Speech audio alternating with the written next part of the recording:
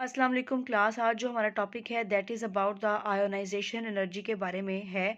और this is a very important topic क्योंकि इसमें से शॉर्ट क्वेश्चन भी आ सकता है और इसकी जो वैल्यूज़ हैं वो एमसीक्यूज़ में भी पूछी जा सकती हैं और ये लॉन्ग के हवाले से भी बहुत इंपॉर्टेंट है।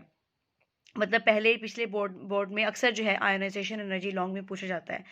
तो ये है क्या चीज़? अब आपको पता है कि एटम और एटम के बीच में न्यूक्लियस होता है और इसके इर्द-गिर्द इलेक्ट्रॉन्स घूमते हैं और इलेक्ट्रॉन्स जो हैं वो डिफरेंट अगर आप देखें तो इलेक्ट्रॉन्स जो हैं वो डिफरेंट ऑर्बिट्स के अंदर जो है वो घूमते हैं।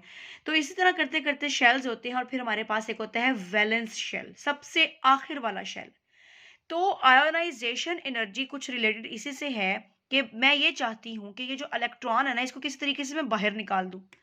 अब इसको बाहर निकालने के लिए जो मुझे एनर्जी चाहिए, ठीक है, the minimum amount of energy which is use to remove the outermost electron from an isolated gaseous atom. वैसे भी कोई भी आइसोलेटेड फॉर्म में एटम होता है that will be in the gaseous form, ठीक है, ये मैंने आपको पहले भी बताया हुआ है। तो वो गैसियस फॉर्म में होगा।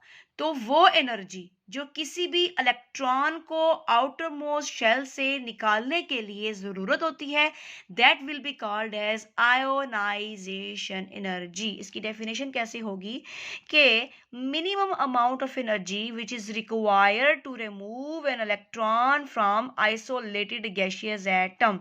यहाँ तक आपको बहुत अच्छे से क्लियर हो गया होगा। उसके बाद आपके पास फॉर एग्जांपल ये एटम आपके सामने पड़ा हुआ है और आपको बहुत अच्छे से पता है कि जो न्यूट्रल एटम होता है उसके ऊपर ना पॉजिटिव चार्ज होता है ना ही नेगेटिव चार्ज होता है, लेकिन जब वो अपना एक इलेक्ट्रॉन दे देता है तो उस पे क्या आ जाता है? Positive charge. ये इसने अपना एक इलेक्ट्रॉन दे दिया और ये इसकी एनर्जी जो रिक्वायर हुई है, जो एब्जॉर्ब हुई है इस इलेक्ट्रॉन को निकालने के लिए, वो हमने जो ऑब्जर्व की है that is the 496 kilo joule per mole. अब देखिए उसने एक इलेक्ट्रॉन रिमूव किया है क्योंकि जो सोडियम होता है, सोडियम के आखिरी शेल में एक ही इलेक्ट्रॉन होता है, तो हम एक ही इलेक्ट्रॉन रिमूव कर सकते हैं। अदरवाइज बचे कुछ एटम्स इस तरह के होते हैं जिसके आखिरी शेल में दो दो इलेक्ट्रॉन्स होते हैं, तो वो दोनों इलेक्ट्रॉन रिमूव किए जा सकते हैं। जब पहला इलेक्ट्रॉन रिमूव होता है तो उस आयोनाइजेशन एनर्जी को कहते हैं फर्स्ट आयोनाइजेशन एनर्जी। और फिर जब दूसरा इलेक्ट्रॉन रिमूव करने के लिए एनर्जी रिक्वायर होती है तो फिर उस एनर्जी को कहते हैं सेकंड आयोनाइजेशन एनर्जी। इसको मैं दोबारा बता देती हूँ। The energy which is use to remove first electron from the outermost shell, it will be called as first ionisation energy. उसके बाद हम बात करते हैं the energy which is use to remove the second electron from the outermost shell, that will be called as the second ionisation energy. और बच्चे second ionisation energy हमेशा ज्यादा होगी फर्स्ट आयोनाइजेशन एनर्जी की निस्बत। आप देख सकते हैं मेरे पास मैग्नीशियम था, इसके आखिरी शेल में दो इलेक्ट्रॉन होते हैं, मैंने पहले एक इलेक्ट्रॉन निकाला, उसकी वैल्यू निकली 738।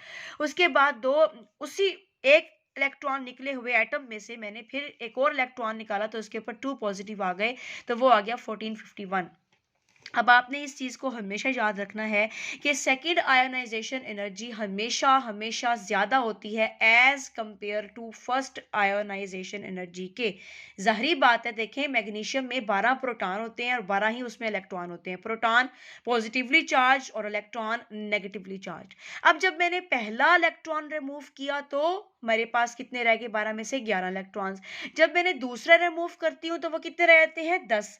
तो क्या है कि इलेक्ट्रॉन्स की तादाद न्यूक्लियस से कम हो रही है सेकंड आयोनाइजेशन एनर्जी में। प्रोटॉन की तो वैसे की वैसी 12 ज्यादा है, तो क्या हो जाता है कि इफेक्टिव न्यूक्लियर चार्ज बहुत ज्यादा हो जाता है, साइज मजीद क्या हो जाता है, जो है हम कह सकते हैं छोटा हो जाता है। लेकिन मैं साइज की बात कर रही हूँ, एनर्जी ज्यादा होती है।